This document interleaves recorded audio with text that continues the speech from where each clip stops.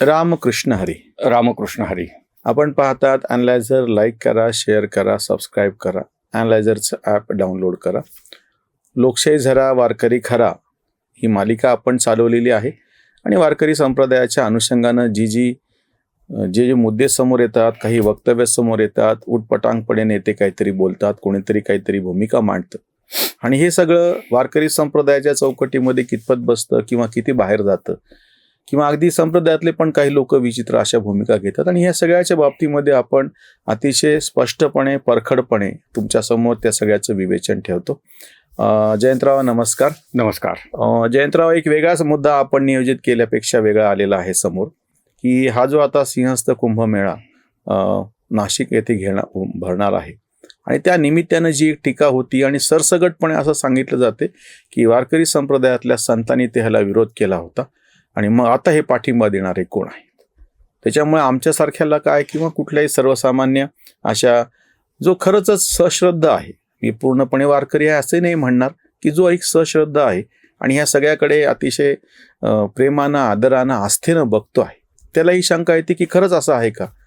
आणि यांनी काय केलं असतं की तुकाराम महाराज असो, एकनाथ महाराज असो, माऊली असो, यांच्या रचनेतली अर्धीमुर्धी ओळ काहीतरी उचललेली असती आणि आमच्या तोंडावरती फेकलेली असते आणि पहा संत तर असं म्हणतायत आणि हे कोण संतांपेक्षा पुढे लागून गेले की असं म्हणणार. म्हणून मला तुम्हाला सगळ्यात पहिलाच प्रश्न असा विचारायचा आहे की वारकरी संप्रदाय आणि सनातन परंपरेतले हे जे काही प्राचीन काळापासून चालत आलेले मोठमोठे उत्सव आहेत किंवा कुंभमेळा वगैरे सारखे जे आहेत, ह्याचा नेमका संबंध काय आणि कसा आहे आणि तो अभंग कसा आहे, कारण की जेणेकरून त्या अभंगातून जो वेगळाच अर्थ समोर येतो आहे, या अनुषंगाने जरा आम्हाला काही मार्गदर्शन करा किंवा आमच्या समोर थोडंसं हे उकलून दाखवा. काय आहे माहिती आहे का, मागच्या काही दशकामध्ये सातत्याने अशा पद्धतीचा एक विचार मांडला चाललाय की सनातन धर्माचा आणि वारकरी संप्रदायाचा संबंध नाही, किंबहुना वारकरी हाच एक स्वतंत्र धर्म आहे, अशा प्रकारची मांडणी बरेच लोक करायला लागलेले आहेत. त्यांचे हेतू शुद्ध नाहीयेत. एक लक्षात घ्या, सनातन धर्माचाच एक पंथ म्हणून वारकरी संप्रदाय पुढे आलेला आहे. आता भक्ती संप्रदाय आलेला आहे. आता काय आहे, सनातन धर्मामध्ये भगवंतापर्यंत पोहोचण्याचे म्हणजे सत्याला गवसणी घालण्याचे 3 मार्ग प्रतिपादित केले आहेत. त्याच्यामध्ये एक ज्ञानमार्ग आहे, एक कर्ममार्ग आहे आणि एक भक्ती मार्ग आहे. आता ज्ञानमार्ग आणि कर्ममार्ग हे त्या प्राप्तीच्या दृष्टीने त्याची काठिण्यता आपल्याला बघावी लागते. त्याच्यासाठी लागणारी प्रज्ञा, त्याच्यासाठी लागणारं बळ, त्याच्यासाठी लागणारा वेळ, त्याच्यासाठी लागणारे इतर सहाय्यभूत साधनं आणि त्याच्यासाठी सगळ्यात महत्त्वाचा लागणारा काळ, हे जेव्हा त्याच्या बाजूनी होत नाही त्यावेळेला आपल्याला दुसऱ्या मार्गाचा विचार करावा लागतो. त्यामुळे मग सनातन धर्माचे जे काही पंथ निर्माण झाले, ज्या काही शाखा निर्माण झाल्या, त्यातल्या काही शाखांनी त्यांच्या आवडीनुसार, सोयीनुसार कर्ममार्ग निवडला, काहींनी ज्ञानमार्ग निवडला आणि काहींनी भक्तिमार्ग निवडला. या भक्तिमार्गाचं प्रतिपादन मराठी जगामध्ये करणारा हा वारकरी संप्रदाय आहे. सनातन धर्मामधला भक्तिमार्ग त्यांनी पुढे घेऊन जायचं ठरवलेलं आहे. आता तुम्ही जर सनातन धर्माच्याच एका मार्गाचं अनुसरण करणार असाल तर तुम्ही त्याच्यापासून भिन्न कसे असता, हा महत्वाचा मुद्दा आहे. बरं, सनातन धर्म जे अद्वैत तत्वज्ञान मांडतं त्याच अद्वैत तत्वज्ञानाला घेऊन वारकरी संप्रदाय पुढे चाललेला आहे. पण मांडणी करताना, साधना मार्ग देत असताना भक्तीचं त्यांनी त्या ठिकाणी स्वीकार केलेला आहे. त्यामुळे सनातन धर्म आणि वारकरी संप्रदाय भिन्न नाहीत. आपण जर ते भिन्न करायला गेलो तर वारकरी संप्रदाय नावाची अशी कुठली रचना आपल्याला स्पष्टपणे समोर मांडताच येणार नाही, कारण ती पूर्णपणे सनातन धर्माच्या आधारावरती आहे. त्यामुळे कृपया करून एक जो म्हणतो आपण की हा बुद्धिभेदाचा जो मुद्दा आहे की वारकरी संप्रदायाचा आणि सनातन धर्माचा काही संबंध नाही, हे अत्यंत चुकीचं आहे.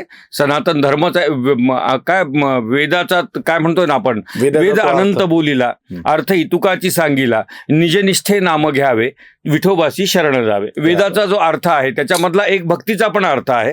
त्या भक्तीमध्ये नामस्मरण आहे, त्या विठोबाचं नाव घ्यायचं, अशा प्रकारची भूमिका वारकरी संप्रदायाने मांडली नसती. भाष्यकारा ते वाट पुसतू असं माऊली म्हणाले नसते. ते भाष्यकार म्हणजे आचार्यच आहेत. पुन्हा त्याच्यावरती बुद्धिभेद करायची आवश्यकता नाही. ते शैव होते का, काश्मीरी होते का, काही बघायची गरज नाही. ते तसे शैव आणि काश्मीरी जर असते तर पुढे ज्ञानेश्वरी लिहिलीच नसती. असा त्याचा एक अनुबंध आपल्याला त्या ठिकाणी जोडता येतो. त्यामुळे समस्त संतांनी वेदाला प्रमाण मानलेलं आहे आणि वेद हे सनातन धर्माचे प्राण आहेत. म्हणून वारकरी संप्रदाय पूर्णतः सनातन धर्माची शाखा आहे असं प्रतिपादन आपल्याला करावं लागतं. कबीराचा एक दोहा मला सहज आठवला, भांडा ही में भेद है, पाणी भरे अनेक. येस, म्हणजे त्याच्यामध्ये काय प्रत्यक्ष वेगळं असं काही नाही आहे. भांड्यांचे आकार भिन्न आहेत. कबीरा कुवा एक है, पाणी भरे अनेक, भांडा ही में भेद है, पाणी सब में एक. अगदी बरोबर. सगळ्यामध्ये सनातनच आहे. सनातन. ज्या अभंगावरून मुळात ही सगळी चर्चा सुरू झालेली होती ते मला तुम्हाला थोडंसं विचारणं आहे. तुकाराम महाराजांची ती रचना आहे आली सिंहस्थ पर्वणी असं तिची जी आहे, आणि त्याच्यावरून हा बुद्धिभेद केला जातो. काही तथाकथित स्वतःला पुरोगामी म्हणणाऱ्यांनी हे प्रत्यक्ष समाज माध्यमावरती मांडलं. तर मी तुम्हाला आमच्या सर्व ऐकणाऱ्या ह्या ज्यांच्याकडे आस्था आहे अशा श्रोत्यांकडून एक विनंती करतो की मला तुम्ही हा अभंग समजून सांगा तुकाराम महाराजाचा. आता बघा, तुकाराम महाराजांचा जो अभंग आणि जे उद्धरण वापरलं चाललेलं आहे, सिंहस्थ आणि वारकरी संप्रदाय यांचा संबंध नाही हे सिद्ध करण्यासाठी वापरला चाललाय. तो अभंग आहे आली सिंहस्थ पर्वणी. सिंहस्थाची पर्वणी आली, न्हाव्या भटात झाली धनी. न्हावी आणि भटांचं याच्यामध्ये कल्याण होणार आहे. अंतरी पापाच्या कोडी, वरी वरी बोडी डोई दाढी केली, तिथे ते केस मुंडन करून घेतलेलं आहे. बोडीले ते निघाले, काय पालटले सांग वहिले, पाप गेल्याची खून नाही पालटले अवगुण, भक्तिभावे वीन तुका म्हणे अवघा सीन. आता हा जो तुकारामांचा अभंग आहे, या अभंगाचा एक अर्थ तुम्हाला आधी मी स्पष्ट करतो की तुकारामांच्या या अभंगात त्यांना असं सांगायचं की आता सिंहस्थाची पर्वणी आलेली आहे. असंख्य लोक, कुंभमेळा म्हणजे सिंहस्थ झालं. या कुंभमेळ्याला असंख्य लोक जातील त्या ठिकाणी. त्यांच्या मनामध्ये हेतू असणारे सिंहस्थ पर्वणी आहे, तिथे आपल्याला पुण्य कमवायचं आहे अशा हेतूने ते जातील. तिथलं रिच्युअल जे असेल, तिथलं जे कर्मकांड असेल ते करतील. मग डोक्याचं मुंडन करून घेतील, काही त्या ठिकाणी तप करतील, जप करतील, अर्घ्य देतील, अशा पद्धतीचं ते वर्तन करतील. पण मुळामध्ये मुद्दा असा आहे की भाव जर शुद्ध नसेल तर या गोष्टी प्रत्यक्षामध्ये फलदायी ठरत नाहीत. हे सांगण्यासाठी त्यांनी हा मुद्दा मांडलाय. आता न्हाव्या भटाची हा शब्द जो आलेला आहे तो कसा आलेला आहे की आता एवढं सगळं झाल्यानंतर तुमचा भाव शुद्ध नाही, तुम्ही जाऊन आले कुंभमेळ्याला, सिंहस्थाला, तुम्ही तिथे डोक्याचं मुंडन केलं, पण भाव शुद्ध नसल्यामुळे त्याचं तर तुम्हाला काही फळ मिळणार नाही. पण आता त्याच्यात काय होईल तर ते कटिंग केल्याचे पैसे द्यावे लागतील आणि जो तुम्हाला मंत्र सांगेल त्याची दक्षिणा द्यावी लागेल. त्या लोकांचं भले कल्याण होईल, पण तुमचं काय, असा रोकडा सवाल तुकाराम महाराज इथे विचारतात. गडबड काय आहे माहिती का श्रीकांतजी, वारकरी संतांच्या अभंगांना अर्थ लावण्याची एक पद्धती आहे. त्याला आमच्या परंपरेमध्ये आम्ही अभंग सोडवणे म्हणतो. आता कसा लावायचा असतो तो की एका अभंगामध्ये 4-5 चरण आहेत आणि टीका आहे. टीका याचा अर्थ जिथे तुका म्हणे, नामा म्हणे, ज्ञाना म्हणे आहे ती टीका आहे. आता आपल्याला एका चरणाचा अर्थ स्वतंत्र लावणं योग्य ठरत नाही वारकरी परंपरेमध्ये. त्या परंपरेमध्ये सगळ्या चरणांना एकमेकाशी तपासून बघावं लागतं. त्यांना तपासल्यानंतर त्याची टीका बघावी लागते. टीकेमध्ये खरा हेतू कळून जातो. आता बघा, तुका भक्तिभावे वीन तुका म्हणे अवघा सीन, ही त्याची टीका आहे. म्हणजे या अभंगामध्ये तुकोबांना काय सांगायचंय, भक्तिभावाशिवाय जर तुम्ही तिथे गेलात तर ते सगळे कष्ट आहेत, बाकी काहीच नाहीये. तर ह्या टीकेबरोबर त्याला जोडून बघावं लागतं. आता इतक्याने संपत नाहीये. जेव्हा एखाद्या अभंगाचा अर्थ लावताना चरणांचा समन्वय बघितला, टीकेशी समन्वय करून बघितलं, तरी आपल्याला वाटतं की त्यात अपूर्णता आहे. अशा वेळेला त्याच संतांच्या याच विषयावरच्या इतर अभंगांचा संदर्भ घ्यावा लागतो आणि मग त्यातून तो बघावं लागतं की ह्यांना इथे नेमकं काय म्हणायचंय. तिथूनही नाही जमलं तर त्याच विषयावरती त्यांच्या इतर संतांनी काय म्हणलंय त्याचा अंदाज घ्यावा लागतो. आणि मग तरी समाधान होत नसेल तर चक्क वेद उपनिषदामध्ये जावं लागतं, पुराणांच्या मध्ये जावं लागतं, शास्त्रांच्या मध्ये जावं लागतं, भागवताच्या मध्ये जावं लागतं आणि तिथून तो अर्थ काढून आणावा लागतो. आता हे अत्यंत किचकट आणि जिकिरीचं काम आहे. आमच्या संप्रदायासाठी सुदैवानी शंकर महाराज कंधारकरांनी तुकारामाच्या गाथेबद्दल हे सगळं केलेलं आहे. त्यांनी सगळ्या अभंगांचं प्रतिपादन केलेलं आहे, सगळ्या अभंगांचे अर्थ लावलेत आणि मग कुठे वेद प्रामाण्य द्यायचंय, कुठं उपनिषद प्रामाण्य द्यायचंय, कुठं सूत्रांचं प्रामाण्य द्यायचंय, कुठे श्रुतींचं प्रामाण्य द्यायचंय, हा सगळा विचार करून त्यांनी आमच्यासमोर ते अभंग मांडलेत. त्यांची मांडण्याची जी पद्धत होती, त्यांनी जी पद्धत सांगितलेली आहे, सुदैवाने मला ती ऐकायला मिळालेली आहे. त्यांनी सांगितलं की मी अभंगाचा अर्थ कसा लावतो ते मी तुमच्यासमोर मांडलेलं आहे. आता ती पद्धत वापरली तर मग आम्हाला म्हणावं लागतं की आली सिंहस्थ पर्वणी हा तुकोबारायांचा अभंग केवळ याच्यासाठी आहे की भक्तिभावाशिवाय तुम्ही तिथे गेलात तर कष्टाच्या शिवाय तुमच्या हाती काही लागणार नाही, हे सांगण्यासाठी हा अभंग तुकोबांनी रचलेला आहे. आता मुद्दा असा येतो की मग तीर्थयात्रेला विरोध आहे का? अजिबात नाहीये, अजिबात नाहीये. तीर्थव्रती नाम धरुरे करुणा आमच्या हरिपाठामध्ये माऊलींनी सांगितलेलं आहे. माऊलींनी स्वतः आग्रह करून नामदेवादी संतांना ती मोठी 1.5-2 वर्षाची यात्रा करायला भाग पाडलेला आहे. तुम्ही आमच्यासोबत या म्हणून अशा प्रकारची भूमिका त्या ठिकाणी मांडलेली आहे. एकनाथ महाराज तर म्हणतात की तीर्थयात्रा जर केली नाही तर त्याचं फळ म्हणून मी बहिरा झालोय. बहिरा झालोय म्हणजे काय आहे की तीर्थयात्रा श्रवणाचं पण माध्यम आहे. मला ते सत्संग तिथे घडला नाही, मी तीर्थयात्रेला गेलो नाही तर सत्संग घडला नाही, आणि सत्संग घडला नाही तर माझं श्रवण कमी पडलं. श्रवणाने जी समृद्धता आहे ते त्याला मी मुकलो, अशा अर्थाने ते म्हणतात मी बहिरा झालेलो आहे. म्हणजे ते एकनाथ महाराज तीर्थयात्रेचं समर्थन करतायत, नामदेव महाराज तीर्थयात्रेचं समर्थन करतायत, तुकोबाराय म्हणतायत. इतकंच कशाला, त्यांना जर ती तीर्थयात्रा महत्त्वाची वाटली नसती तर एक अभंग आहे, अत्यंत अप्रतिम अभंग आहे, की तुम्हाला जर इतर तीर्थ करता आली नाही, चंद्रभागा डोळा देखील या म्हणलेला आहे. म्हणजे सगळ्या तीर्थांमध्ये तुम्हाला जाता आलं नाही, पण तीर्थ तर केले पाहिजेत, तीर्थयात्रा केल्या पाहिजेत, तीर्थाचं स्नान घडलं पाहिजे. मग काय म्हणतात की तुला कुठे नाही जमलं ना, जा चंद्रभागेमध्ये जा, बुडी मार, आणि मग ती चंद्रभागा डोळा देखील या.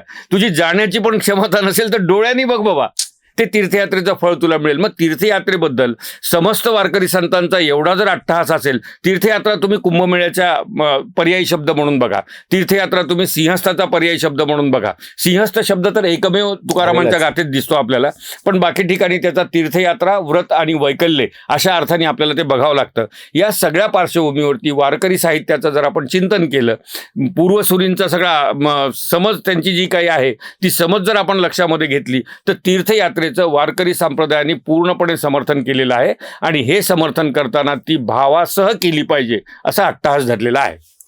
फार छान तुम्ही महाराजांचा, तुकाराम महाराजांचा अभंगच सोडून आम्हाला दाखवला. बाकीच्याही संतांनी हे सगळं सांगितलेलं आहे. मला एक शेवटाकडे येताना तुम्हाला असं विचारायचं आहे, हे असं नेमकं काय होतं की जो वारकरी संप्रदाय मुळात पुरोगामित्वाच्यासाठी म्हणून सुरू झाला, तेव्हाची जी सगळी कर्मकांड होती आणि त्याच्या मर्यादा होत्या त्या ओलांडण्याच्यासाठी म्हणून वारकरी संप्रदाय सुरू झाला. पण ह्या वारकरी संप्रदायाने पूर्णपणे आधीचं सगळं नाकारलं असं नाही. त्याच्यातल्या ज्या गैर गोष्टी आहेत तेवढ्यापुरतं त्यांनी फक्त नाही म्हणून सांगितलेलं आहे, आणि त्याच्यातला नेमका कुठला भाव पकडा हे म्हणून सांगितलेलं आहे. पण हे म्हणत असताना त्यांनी ते सगळं फेकून द्या, ते सगळं त्याज्य आहे असं सांगितलेलं नाही.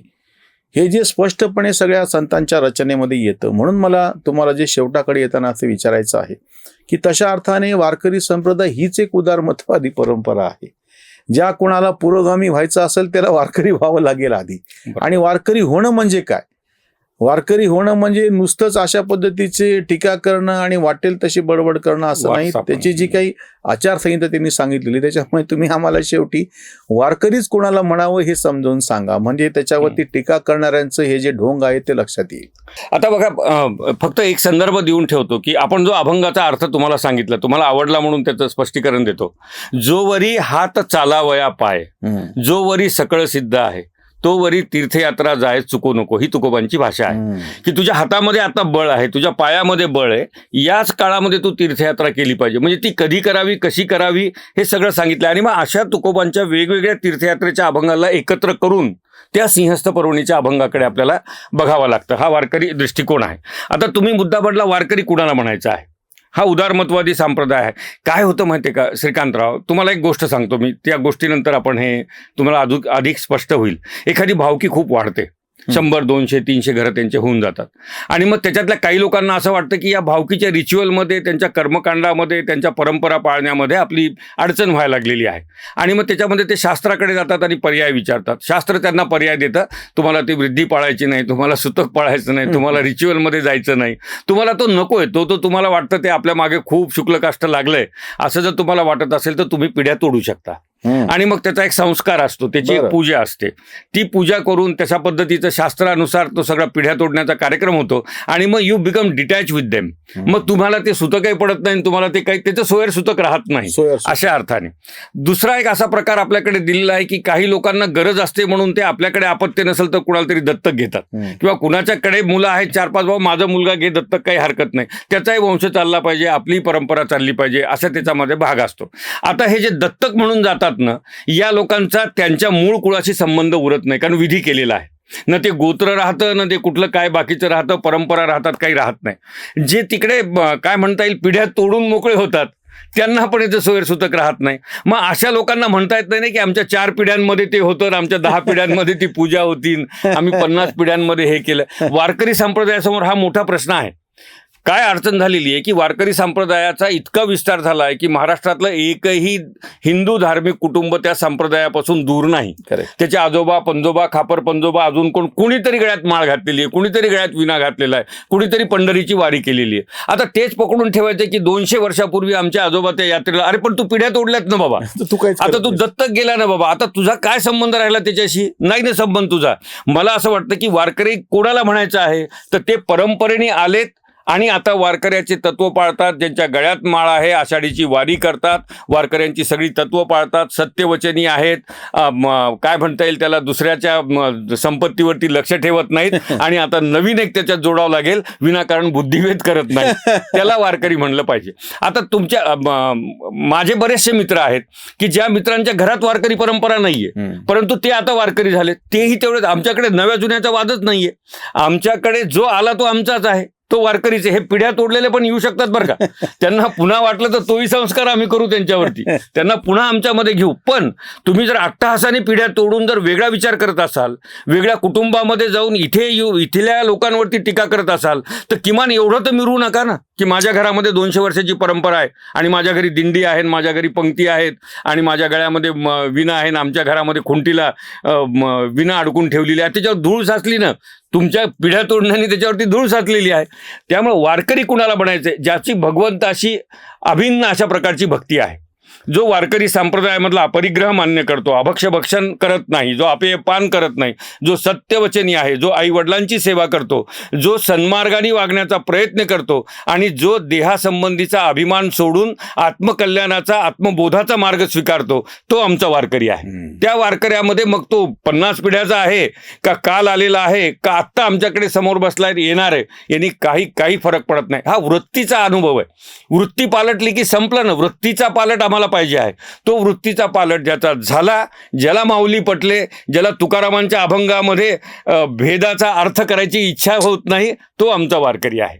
त्यामुळे सिंहस्थाबद्दलची जी ही चर्चा आहे ही होत राहणार आहे श्रीकांतराव. सिंहस्थ असेपर्यंत हे सगळ्या ह्या टोळ्या आहेत, ह्या टोळ्यांचं कामच हे आहे, बुद्धिभेद करणं. म्हणून वारकऱ्याला माझं सांगणं आहे की अशा प्रकारचा हा तर अभंग मी तुमच्यासमोर सोडवला, परंतु अशा प्रकारचे अभंगाचे उदाहरणं देऊन चरण पूर्ण किंवा चरणातला एक तुकडा किंवा त्या तुकड्यामधला एखादा शब्द घेऊन जर तुमच्याकडे कोणी आलं तर गाथेतला मूळ अभंग शोधून बघा. शंकर महाराज कंधारकरांची गाथा काढा, त्याच्यात नेमकं तुकोबांना, आणि हे तुकोबांनाच घेतात बरं का, जातीचं गणित आहे, वेगवेगळे गणित आहे त्याच्यामध्ये.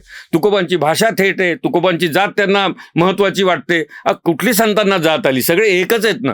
तर माझी वारकऱ्यांना विनंती आहे की असं एखादा चरण, एखादा अभंग, एखादा त्यातला शब्द घेऊन जर हे लोक आपल्याकडे आले आणि म्हणायला लागले की वारकरी संप्रदाय स्वतंत्र आहे, धर्म आहे, सनातनशी संबंध नाही, सिंहस्थ तुमचा नाही, तर त्यांना म्हणा थोडं थांबा, मी एकदा वैकुंठवासी शंकर महाराजांची गाथा काढतो, त्याच्यात त्यांनी काय म्हणलं बघतो आणि त्याच्यात तुम्ही म्हणता ते म्हणत असतील ना तर मी तुम्हाला मान्य करतो. असा रोकडा सवाल वारकऱ्यांनी विचारला पाहिजे, प्रत्येक वारकऱ्यांनी विचारला पाहिजे. ही माझी त्या वारकऱ्याच्या चरणी देखील प्रार्थना आहे. धन्यवाद. ज्या आपण संस्कृतचा सुरुवातीला उल्लेख केला त्याच्यातलंच एक सुभाषित आहे, संपूर्ण कुंभो न करोती शब्दम अर्धो घटो घोष मुपैती नूनन. आपल्याकडे अर्धी भरलेली घागर फार खळखळाट करते, उथळ पाण्याला खळखळाट फार. तसं अर्धा मुर्दा अभंग किंवा त्याचा चरण घ्यायचा आणि त्याच्यावरती खळखळ करायची, हे तथाकथित पुरोगामित्वाचं लक्षण आहे. खरा उलट वारकरी संप्रदाय हाच पुरोगामी आहे. अगदी ज्या कोणाला स्वतःला पुरोगामी म्हणून घ्यायचे त्याने आधी पहिले श्रीकांतराव, ते पुरोगामी आणि प्रतिगामी शब्द आहेत ना, मला तर आता वीट आलंय अक्षरशः. त्याचं लोणचं पण घातलं होतं, आता ते लोणचं नसलं, आता ते आमच्याकडे लोणचं नसल्यानंतर ते भांडे घासायला त्याच्यावर चकाकी आणायला वापरतात, त्याही वापरायच्या लायकीचे शब्द राहिले नाहीत. हे शब्दच वापरू नयेत असं मला वाटतं या मराठी संस्कृतीत आता. त्याच्यामुळे ज्या कोणाला उदार मतवादी असा विचार स्वीकारायचा आहे त्यांनी सगळ्यात पहिल्यांदा तुकाराम महाराजांची गाथा, ज्ञानेश्वरी आणि एकनाथी भागवत या प्रस्थानत्रयीचं वाचन करावं, आमचं असं म्हणणं आहे. आणि तेही आधीच लिहून ठेवलेले 700-800 400 500 वर्षांपूर्वीपासून. आम्ही काही नव्यानं मांडतोय किंवा नवीन कोणी नव्यानं मांडतंय असं नाही. इथेच थांबूयात. रामकृष्ण. रामकृष्ण हरी. जागृतीचा विधायक बुरुज